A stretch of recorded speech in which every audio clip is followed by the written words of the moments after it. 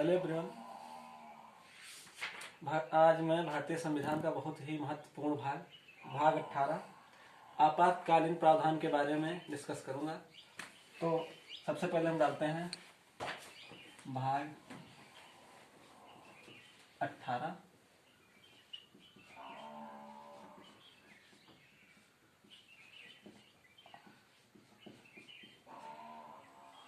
आपातकालीन प्रावधान।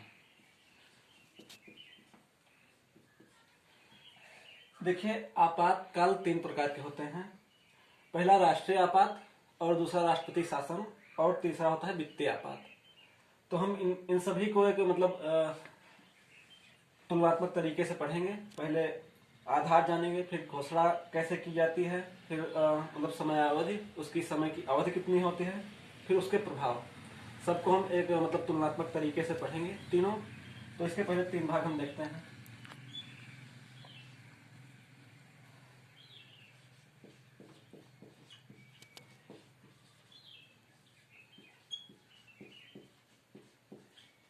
राष्ट्रीय आपात,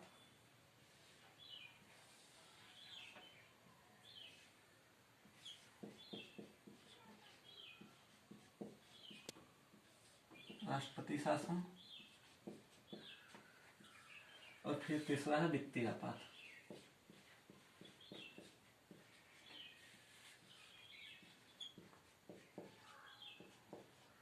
वित्तीय आपात। अब हम इसके आधार के बारे में जानते हैं। पहले आप ये जान लीजिए, 300 अनुच्छेद 352 के अंतर्गत आता है। अनुच्छेद 356, अनुच्छेद 360। अब हम इसके आधार के बारे में जानेंगे, किस आधार पर ये लगाया जाता है राष्ट्रीय आपात। फिर उसके बाद राष्ट्रपति शासन किस आधार पर लगाया जाता है, फिर वित्तीय आपात किस आधार पर लगाया जाता है, इसे हम जानेंगे। तो यहाँ पर हम लिख लेंगे आधार।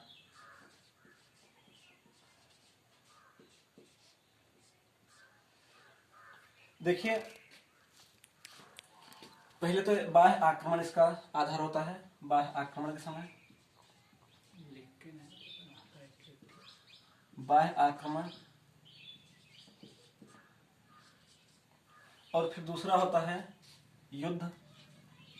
युद्ध के समय राष्ट्रीय आपात की घोषणा की जाती है। और तीसरा होता है सशस्त्र विद्रोह। सशस्त्र विद्रोह।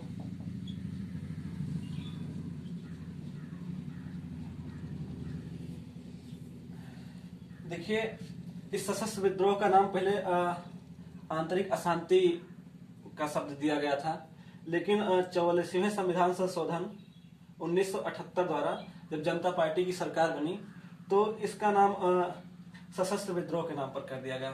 सशस्त्र विद्रोह। यहाँ नोट करके आप लिख लीजिए। नोट 44वें संविधान संशोधन, 44वें संविधान संशोधन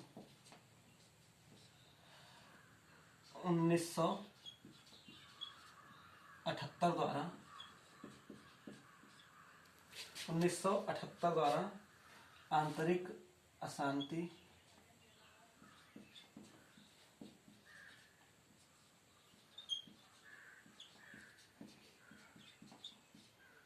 आंतरिक अशांति के स्थान पर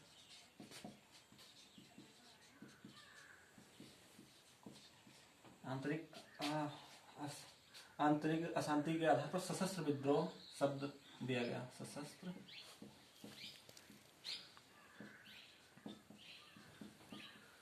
विद्रोह शब्द दिया गया।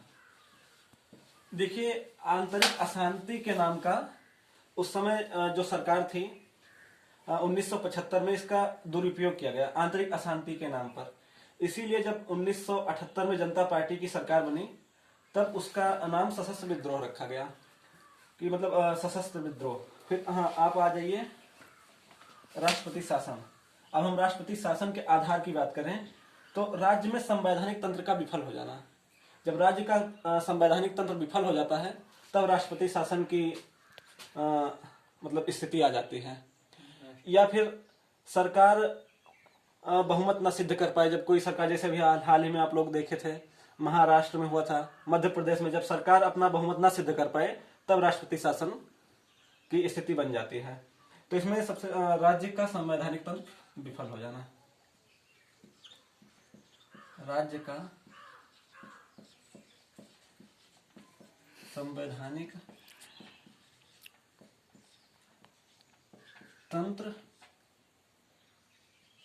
तंत्र विफल हो जाना,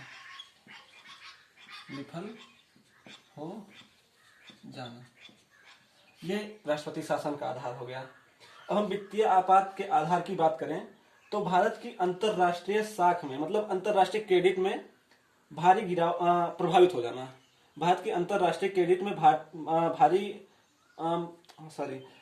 की अंतरराष्ट्रीय क्रेडिट को प्रभावित हो जाना, वित्तीय आपात की स्थिति आ जाती है। या फिर रुपए के मूल्य में अचानक गिरावट आ जाना, फिर वित्तीय आपात की स्थिति बन जाती है। तो आइए देखते हैं। पहला इसमें होता है भारत की अंतरराष्ट्रीय साख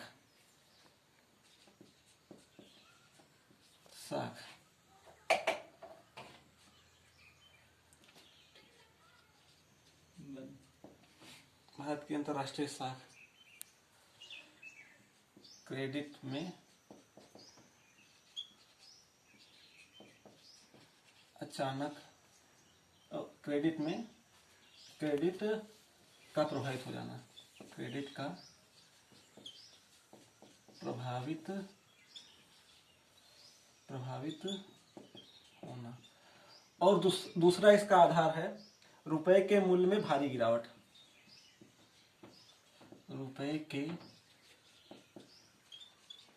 मूल्य में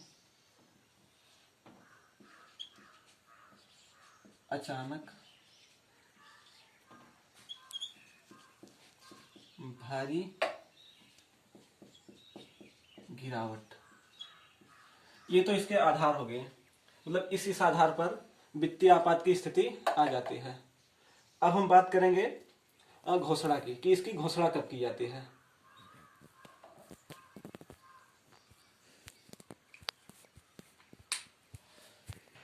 तो हम इसके आधार के बारे में जान लिए।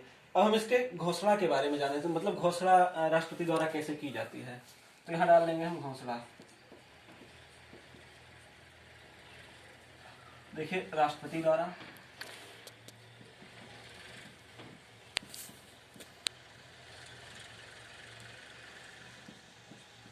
यहाँ भी राष्ट्रपति द्वारा, तो फिर राष्ट्रपति तीनों आपत्ति घोषणा राष्ट्रपति ही करता है। यहाँ भी राष्ट्रपति, यहाँ भी राष्ट्रपति। अब आ जाइए, हम राष्ट्रीय आपात की बात करें तो इसकी घोषणा राष्ट्रपति कैसे करता है। राष्ट्रपति मंत्रिमंडल की लिखित सिफारिश से राष्ट्रपति करता है राष्ट्रीय आपात की घोषणा। लेकिन याद रखिए 44वें संविधान संशोधन 1978 द्वारा मंत्रिपरिषद के द्वारा हो जाता था, मतलब मंत्रिपरिषद की सिफारिश से। लेकिन 44वें संविधान संशोधन 1978 के बाद मंत्रिपरिषद के स्थान पर मंत्रिमंडल या कैबिनेट शब्द का प्रयोग किया गया। नहीं तो पहले मंत्रिपरिषद द्वारा मतलब मौखिक सिफारिश से हो जाती थी। लेकिन जब 44वां संविधान संशोधन जनता पार्टी की सरकार 1978 में की, तो यहाँ भी घोषणा में भी संशोधन किया गया और मंत्रिपरिषद के स्थान पर मंत्रिमंडल का नाम दिया गया। हाँ, तो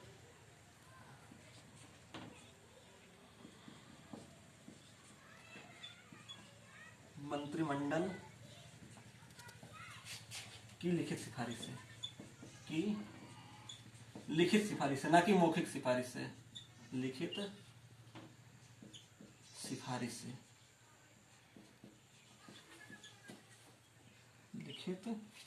सिफारिश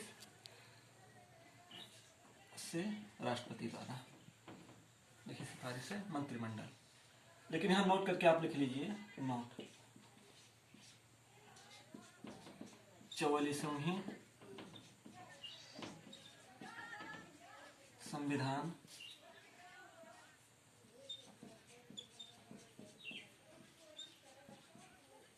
संशोधन 1978 द्वारा मंत्रिपरिषद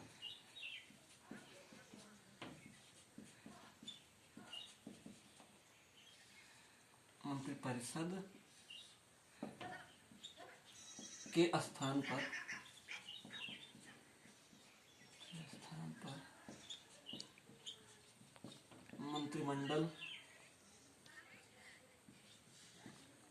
मंत्रिमंडल या कैबिनेट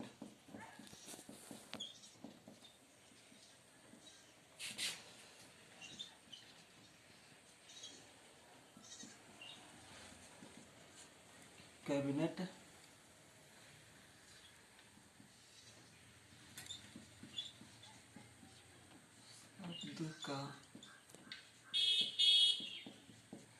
प्रयोग किया गया। ये तो हो गई राष्ट्रीय आपात के बारे में। अब हम राष्ट्रपति शासन के बारे में मतलब कैसे घोषणा की जाती है, राष्ट्रपति द्वारा घोषणा की जाती है। लेकिन राज्य यहाँ पे जब राष्ट्रपति राज्य की संवैधानिक तंत्र विफल हो जाता है तो यहाँ के राज्यपाल की लिखित सिफारिश द्वारा राष्ट्रपति शासन की घोषणा की जाती है। तो आ जाइए यहाँ पे, राज्यपाल की लिखित सिफारिश से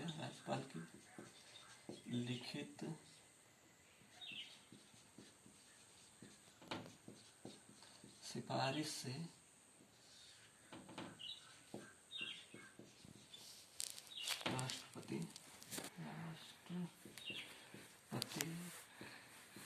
द्वारा। अब ये हो गई राष्ट्रपति शासन की बात। अब हम आ जाते हैं वित्तीय आपात में। तो वित्तीय आपात की घोषणा कैसे की जाती है, मतलब वित्तीय आपात की घोषणा किस आधार पर की जाती है? तो मंत्रिपरिषद की लिखित सिफारिश द्वारा। मंत्रिपरिषद की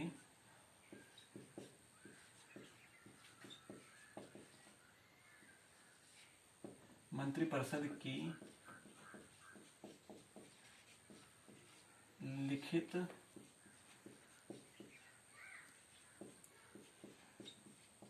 सिफारिश द्वारा ये हो गई घोषणा की बात। देखिए यह वीडियो काफी लंबा हो जा रहा है, इसलिए हम इसकी समय अवधि और इसका प्रभाव अब अगली नेक्स्ट वीडियो में देखेंगे।